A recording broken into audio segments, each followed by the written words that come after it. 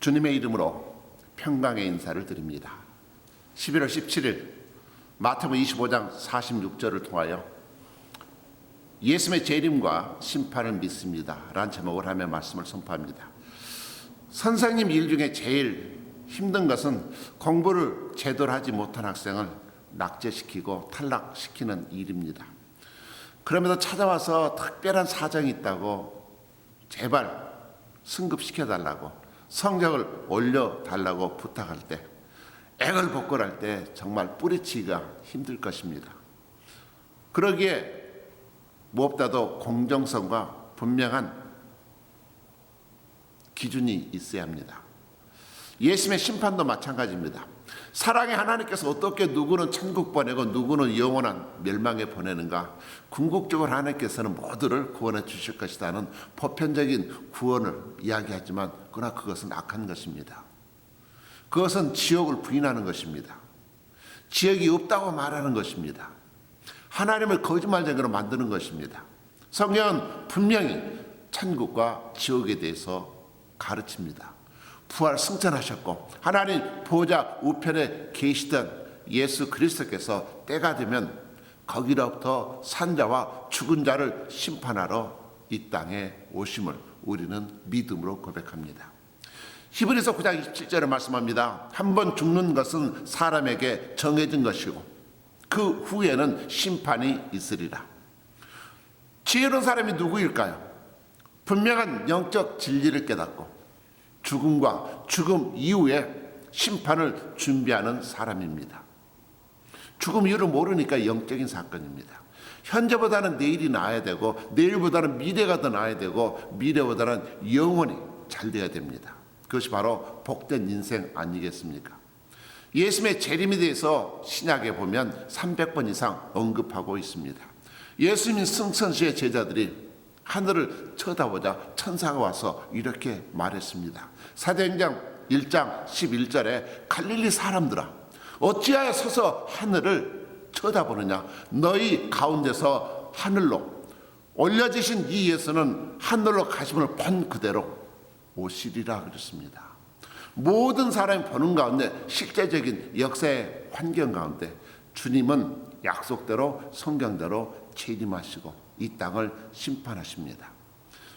데살로니가전서 4장 16절을 말씀합니다. 주께서 호령과 천사장의 소리와 하나님의 나팔로 친히 하늘로부터 강림하시리니 그리스도 안에서 죽은 자들이 먼저 일어날 것이다. 죽을 때 이 세상 것 가져가는 사람 보셨습니까? 아무것도 가져가지 못합니다. 그 순간 다 남의 것이 됩니다. 이병철 회장도 정주영 회장도 죽음으로 끝입니다. 그러나 오직 영적인 것만 가져갑니다. 그러기에 육신의 옷을 믿고 이 땅에 사는 동안 우리는 이 땅의 것을 가지고 영적인 것에 하나님 나라의 가장 귀한 보배를 쌓을 수 있도록 집중하며 관심을 가지고 살아야 됩니다. 그런데도 많은 사람들은 현실적인 만족과 쾌락에 도취해서 삽니다. 좀 더 많이 모아야 되겠다. 좀 더 많이 쌓아 들여갑니다. 누구를 위해서 그렇습니까? 나의 영적 영혼을 위해서 무슨 도움이 됩니까? 주님은 어리석은 부자 비유를 통해서 우리에게 심각하게 경고합니다. 창고를 크게 짓고 많은 재물을 쌓고 평안히 쉬고 먹고 마시고 즐거워하리라. 큰 소리 칩니다.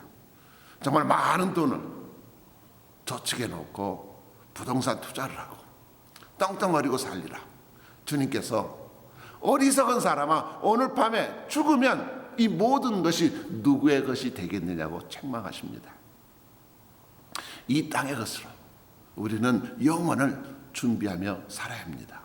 예수님을 심판주로 모시게 되면 우리의 가치관은 분명히 달라질 수밖에 없습니다. 마태복음 25장에 보면 주님의 재림과 심판에 대해서 이렇게 얘기를 합니다.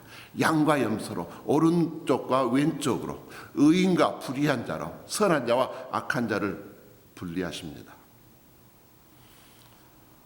예수님을 믿으면 선이고 예수님을 거부했으면 그게 악입니다. 착한 일에서 선이 아닙니다.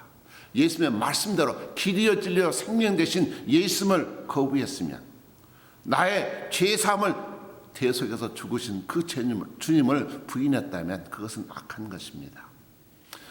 놀라운 사실은 천국 가게 되는 의인들은 너희가 나에게 먹을 것을 주었다. 그러자 이 양들인 천국 들어가는 의인들은 제가 언제 주님을 공개했습니까? 대접했습니까? 이렇게 말을 합니다.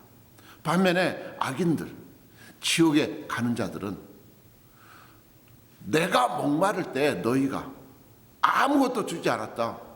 그렇게 얘기하시니까 아니 언제가 저희들이 주님을 그렇게 무시했습니까? 의인들은 양들은 전혀 모르게 선을 행했고 이 염소인 불의한 자들은 사람들에게 보이려고만 행했습니다. 세상의 칭찬이나 보상이 아니라 심판날에 하늘에서 주님께로부터 받을 보상을 기대하고 살았는가?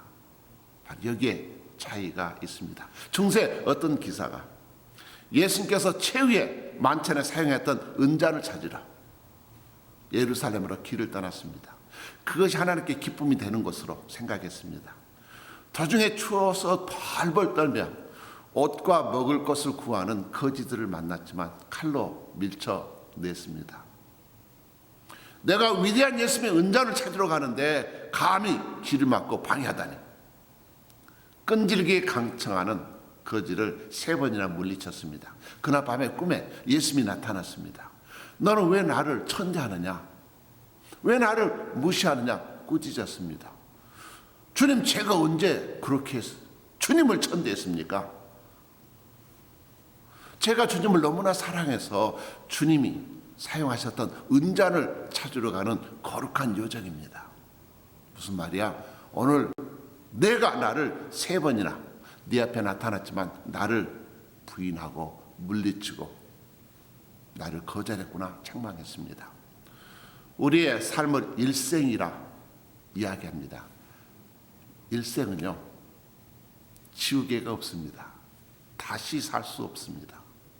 돌이킬 수 없습니다. 한 번뿐인 생명입니다.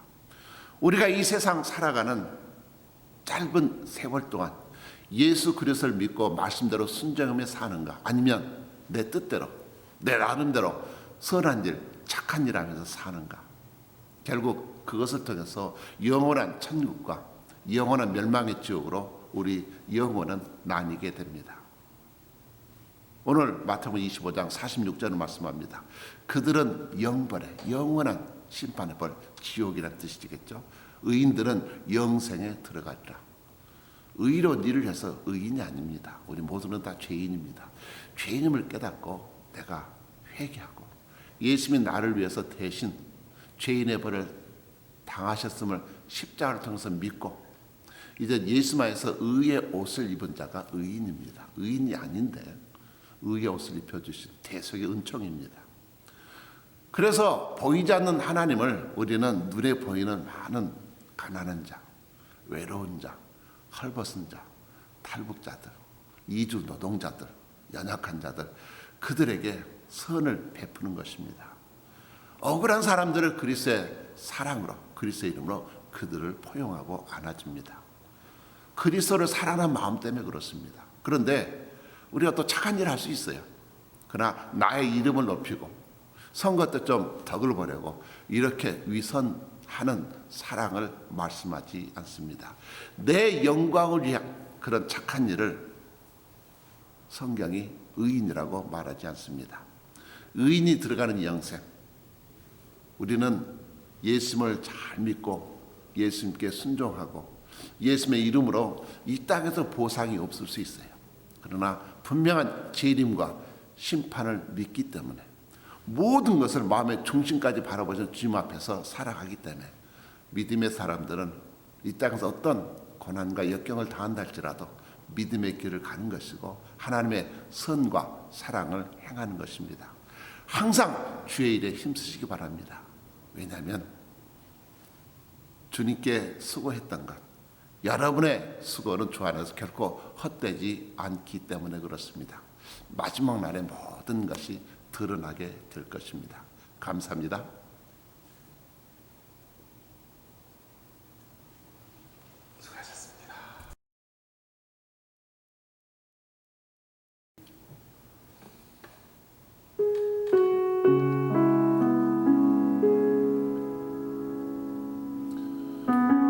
도움이 없으면 살 수 없는 연약한 인생들입니다. 그 도움을 우리는 축복이라고 얘기를 합니다.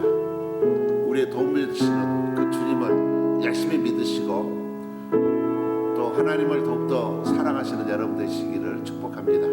하나님은 너를 지키시는지 함께 찬양하시겠습니다.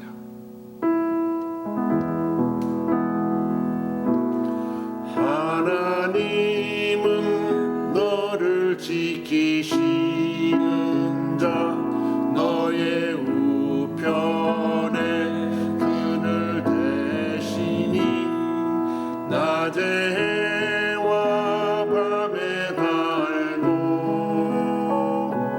너를 해치 못하리.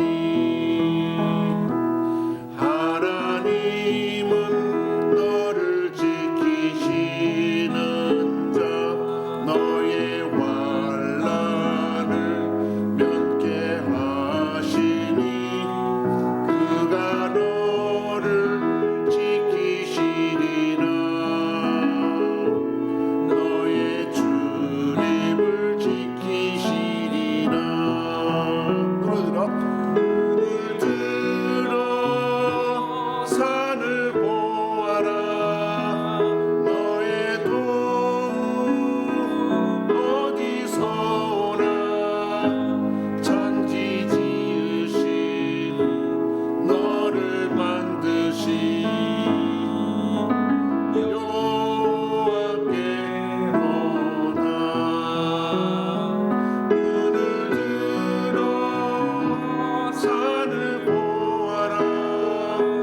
너의 도움 어디서 오나. 천지 지으신 너를 만드신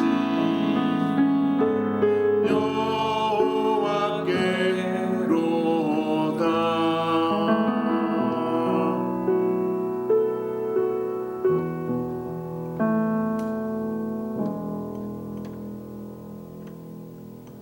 많이 힘드십니까? 동서남북 사방을 바라봐도 어디를 의지할 데가 없습니까? 제 5의 방향 하늘을 바라보십시오. 우리의 능력 되시고 우리의 참 도움 되신 주님이 여러분을 도와주실 것입니다. 감사합니다.